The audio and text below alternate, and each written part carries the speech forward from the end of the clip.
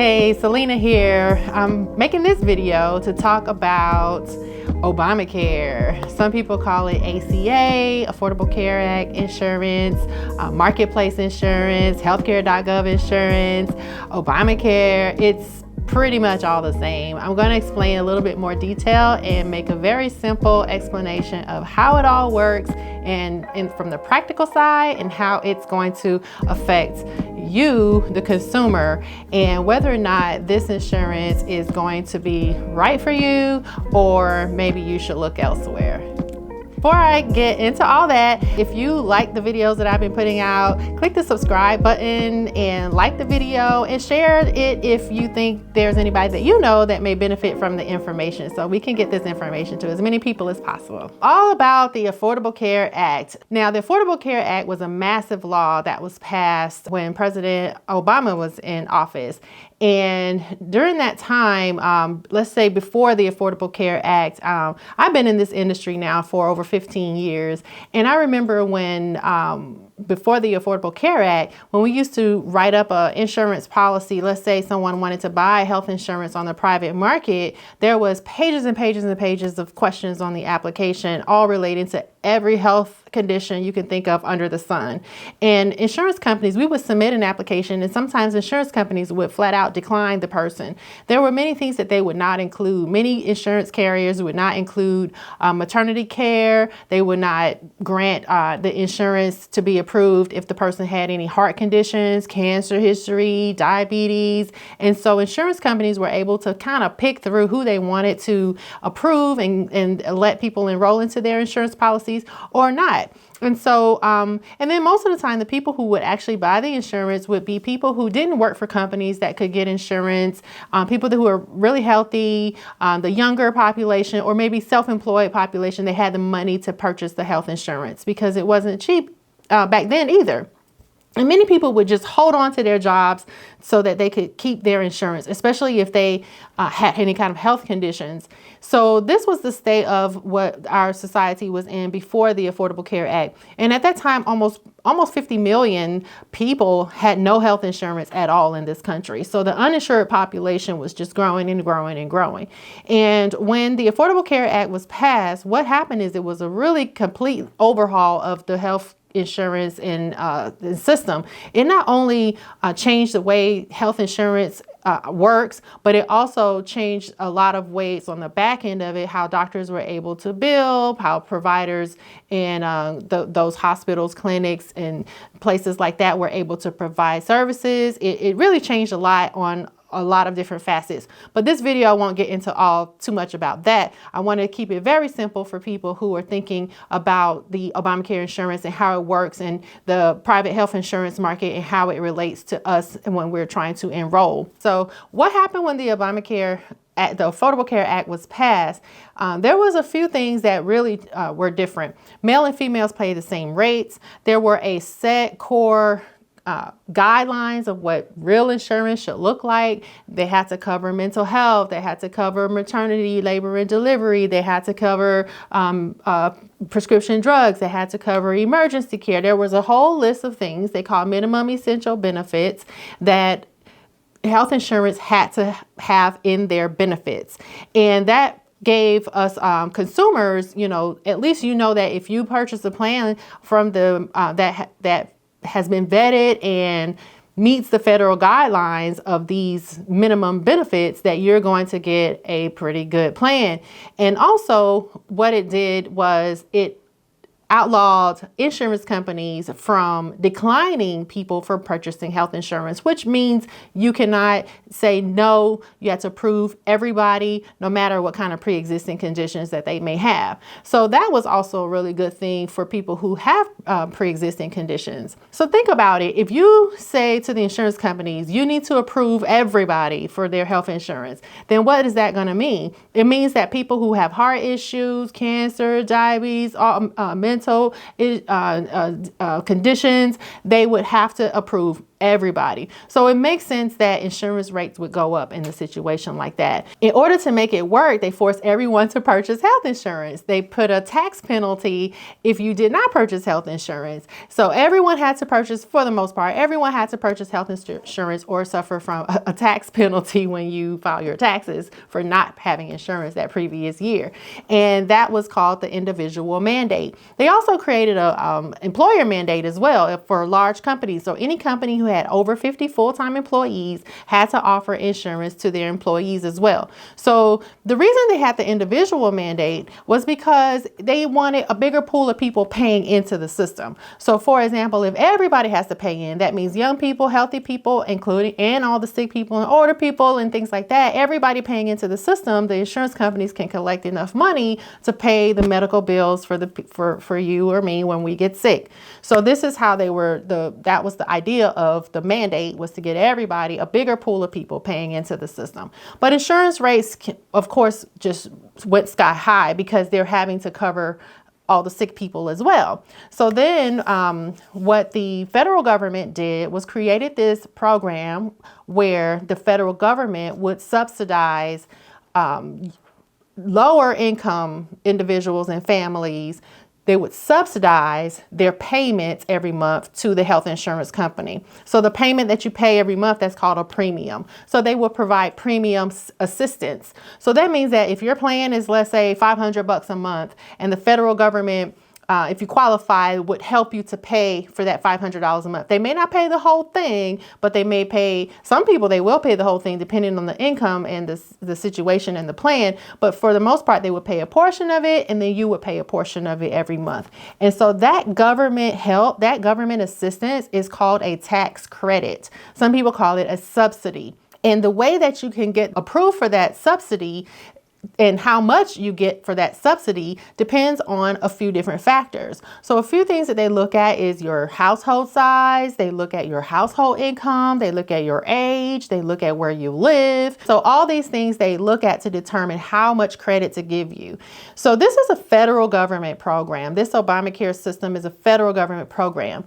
And how the federal government usually helps us when it comes to any kind of financial assistance, they do it through the IRS. They do it through our taxes. So think about the earned income credit, the child tax credit, the stimulus checks. Those are all federal government money coming directly to us. And so it passes through the IRS system. So this is what the premium tax credit is.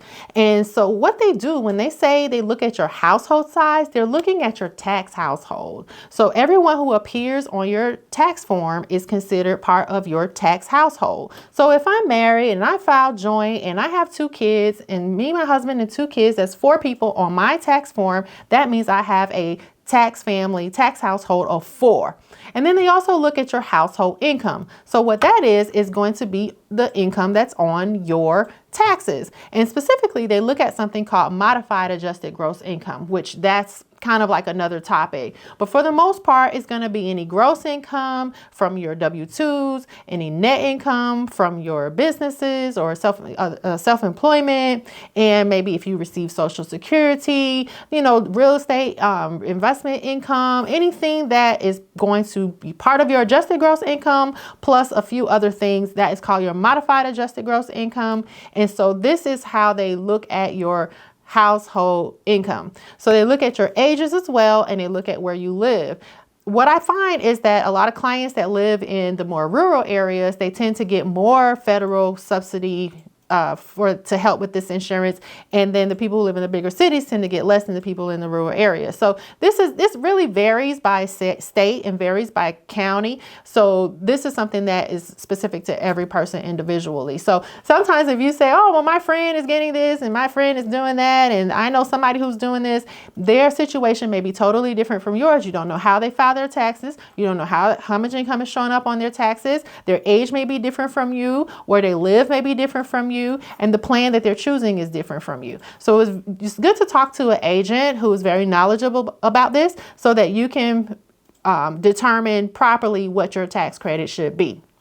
Now, how the tax credit work is the federal government helps you to pay for your health insurance. So they're not going to give you the money every month, because you might take that money and go spend it on something else and not purchase health insurance. So what they do is they pay this premium tax credit. They pay this money every month to the health insurance company for you on your behalf. And then you pay the difference. So let's say your example again is $500 a month.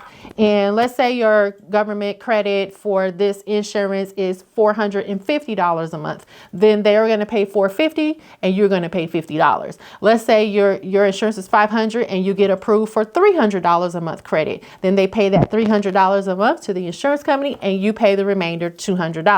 So how much credit you get is something you want to properly determine, because you're going to reconcile that the following year on your taxes. Remember, it's a federal program. It goes through the IRS and it shows up on your taxes. So let's say, for example, that you have had Obamacare for this year. This year right now is 2022. And you've gotten some credit all year long. Now, when you were first granted that credit, you were granted an amount based on the statements on your application. And also they are connected to the IRS system as well. So they can kind of gauge whether you are in the ballpark of your typical income annually. So then let's say, for example, you have had this insurance all 12 months. What happens is in January, you're going to receive something called a 1095-A form. That 1095-A form is going to be coming from the marketplace, whether you're on the federal marketplace or if you are receiving insurance from a state-based exchange. Either way, you're going to get that 1095-A federal tax form. It's going to show how much credit you received every month. And then you have to give that tax form to your tax preparer. And it comes in the mail just like you get your W-2s, your 1099s.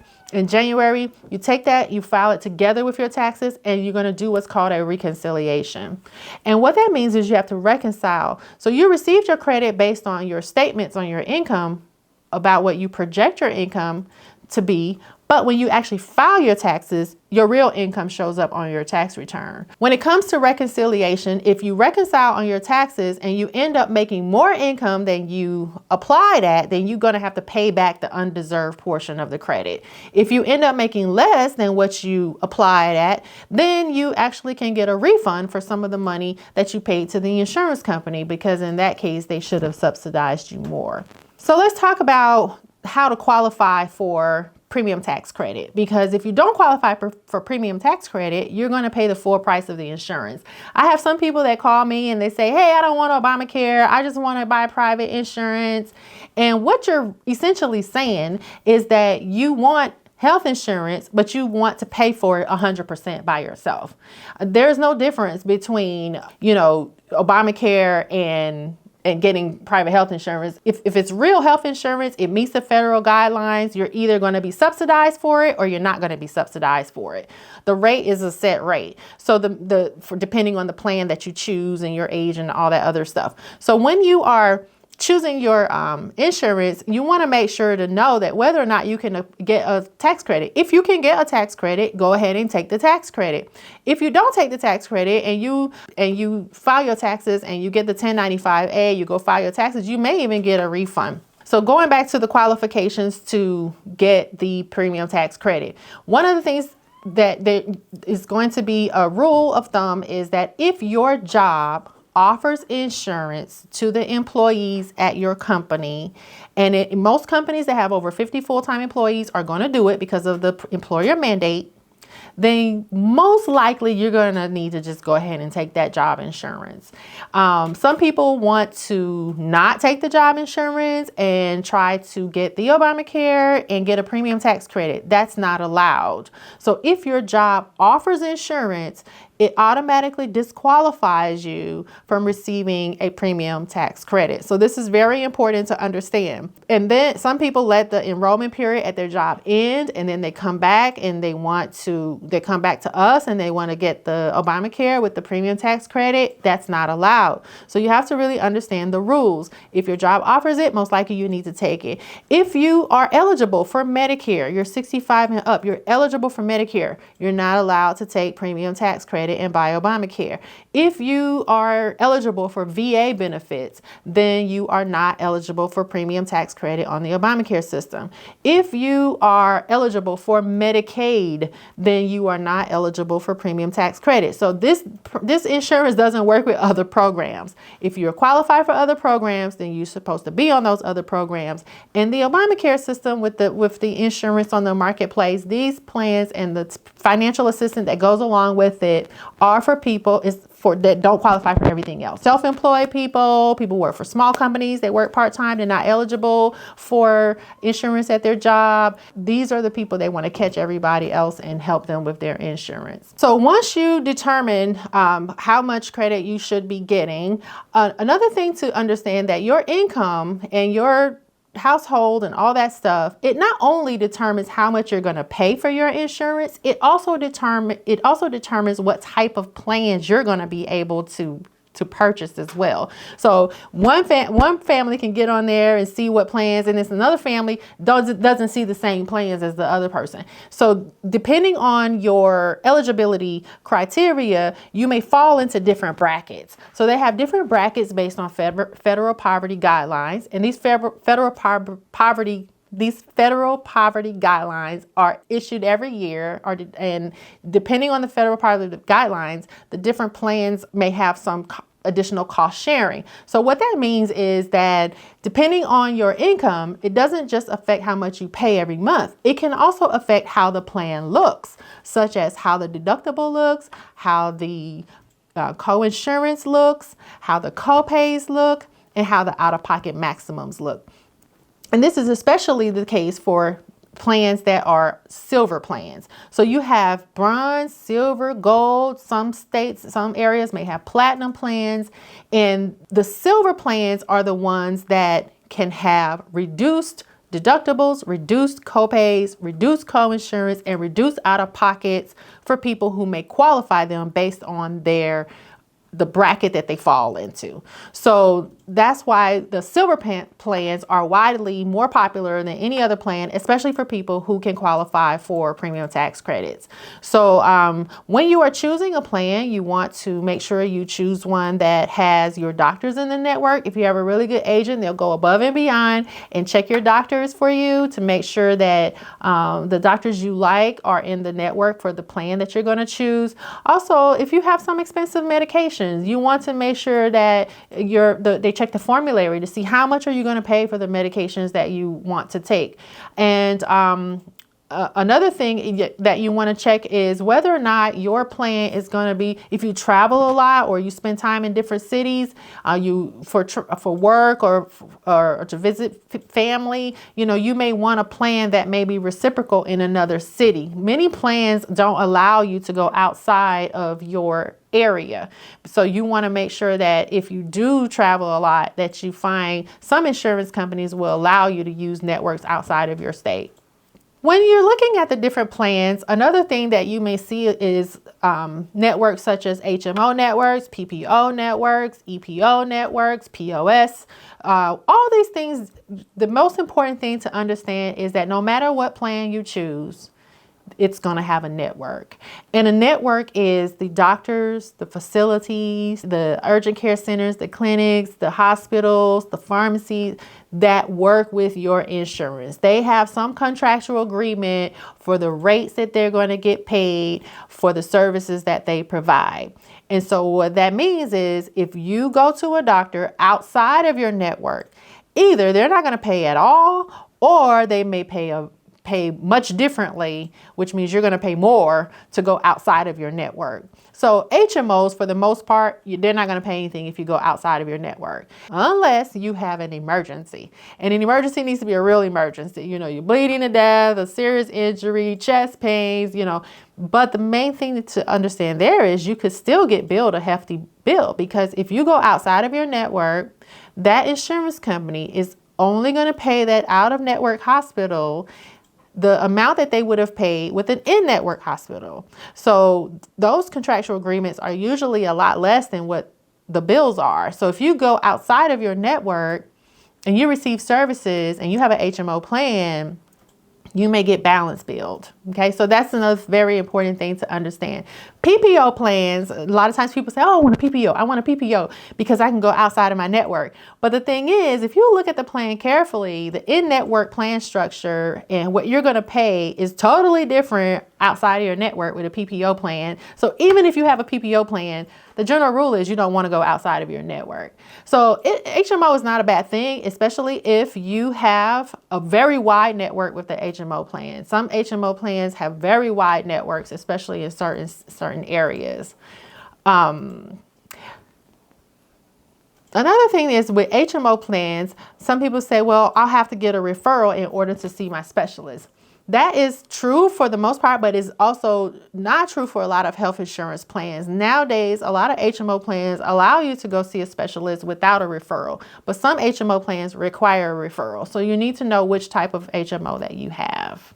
So let's say that you have your Obamacare plan and now it's coming towards open enrollment. Open enrollment for every year can be different. So it's not a set date every time. Right now, today is September of 2022. And so I have to date this video because every year things change and laws change all the time. So the next open enrollment for us is going to be November the 1st through January the 15th of 2023. So between November the 1st and January 15th of 2023, this is the time that we are choosing and enrolling for 2023 plans. So if we enroll between November 1st and December 15th, that effective date is going to be January 1st. If you're late, you enroll, but you still make it by January 15th, you're going to get a February 1st effective date. Now, this open enrollment period is for people, is for most states, all right, but it's not for all states. So some states have their own state-based exchanges, and I can't memorize all those, even though I'm licensed in 30 different states. There's a different enrollment period for some states. So don't hold those dates true to be for all states. But during open enrollment, some people say, well, can I just automatically renew? I like my plan and I don't want to change it. But you should always revisit and talk again to your agent to review your situation for a few reasons. Federal poverty guidelines that put you in different brackets, those change every year. The plans that are offered by the insurance companies, they change every year as well. They make changes to these plans, the pricing. Another thing is your age. You're a year older now. And then also your family situation may change, such as marriages, divorces, new baby. You have kids that grow up and they're no longer going to be part of your tax household. You maybe have an elderly parent move in and now you've gained an elderly dependent as part of your tax household. So your tax household may experience some changes. Also, your income may change. Maybe you were working one place and now you're going independent, or maybe you got another second job, so lots of things. You got a pay raise or a pay cut. A lot of things can change, and these things will also change your eligibility, maybe put you in different brackets for the following year's insurance. And with the companies every year making changes to their offerings, sometimes they come out with better plans than the one from the previous year. So automatically renewing is not always the best scenario for most people. There are some people that automatically renewing works for them, but for most people, you need to revisit and talk to your agent. If you have children and they need insurance, most states' Medicaid systems have programs for kids insurance, such as Medicaid or CHIP. CHIP is Children's Health Insurance Programs, and every state calls it something different. Here in Georgia, they call it Peach Care for kids. In Tennessee, they call it 10 Care for kids. They always have some special name for it, but the federal government recognizes this program. It's called CHIP.